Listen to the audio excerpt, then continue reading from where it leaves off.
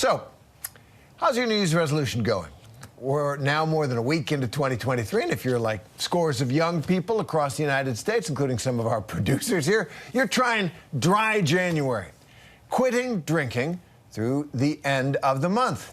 Or maybe this is the year you want to quit alcohol altogether. Just go damp, right? Cut down. For advice, let's bring in author Sarah Levy, whose new book, Drinking Games, chronicles her path to sobriety, overcoming the societal pressures people do face, especially young professionals, when it comes to alcohol. Sarah, thanks for being with us. So dry January, I hadn't really heard of it until I lived in London last decade, and it's a big thing. A lot of people, the pubs really get hammered. They try to have non-alcoholic menus and all the rest of it. So it's become a thing. For those who are trying to start the year dry or even damp and have a hard time with it, what would you recommend?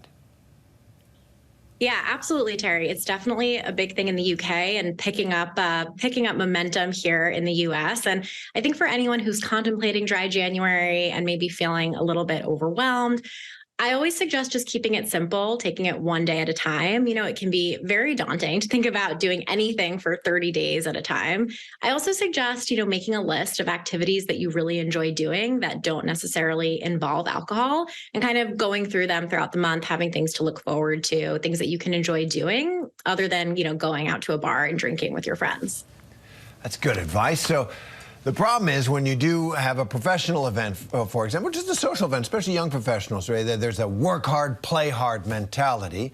How was that experience for you and your relationship with alcohol? Absolutely. So I write about this a lot in my book, Drinking Games. I got sober when I was 28. I was living in New York City. I was working. I was going to happy hours all the time. And I was really concerned that the decision to quit drinking would impact my professional success. And, what I discovered is people aren't really paying as much attention to what you're drinking as you think they are. If you have a seltzer, or now there's so many non-alcoholic beverage options in your glass, it's very rare that someone's going to come up to you and grill you about what you're drinking. And with something like dry January, it gives you a really easy line that you can throw out there. Oh, I'm doing dry January. I'm looking forward to getting better sleep, really being able to crush it at work. And in my experience, people really didn't have as many questions as I was afraid that they would. That's great. So why is it important to talk about young people's perspectives when discussing sobriety?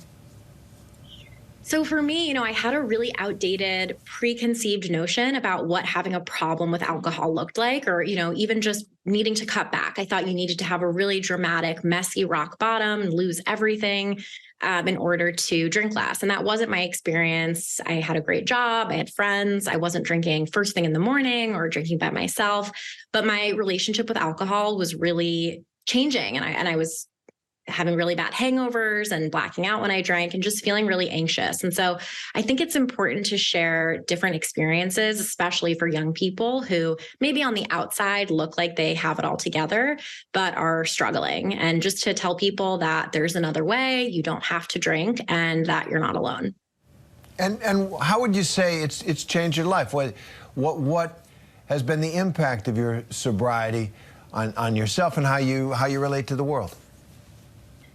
I think we all have this collective desire to be a part of, and that's a big part of why I drank, was to feel like I was, a part of a community. And I've actually found that it was doing the opposite. It was keeping me really isolated and just feeling a lot more, like I said, anxious. And since I stopped drinking a little over 5 years ago, my life has completely changed. I changed career paths. I wrote a book, Drinking Games.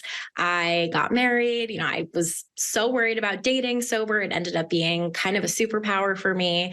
And in general, I've just been able to really feel much more present for my life and my relationships. Great. So obviously there's a big industry impacted by this, the beverage industry as well as the hospitality industry, right? Restaurants and bars. So how are they responding? Are you seeing more understanding, more options for young people who don't want to, for all people who don't want to drink?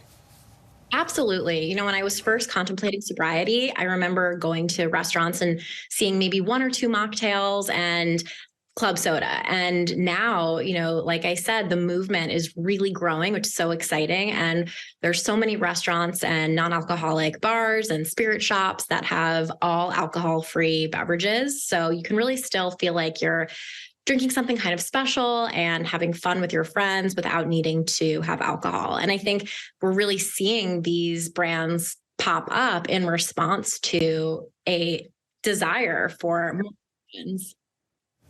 All right, well, great. Sarah Levy, we want to thank you for being with us and plug your book. Sarah's new book, Drinking Games, is out now through Amazon and other major retailers. It's a new perspective. As she says, it's catching on for sure.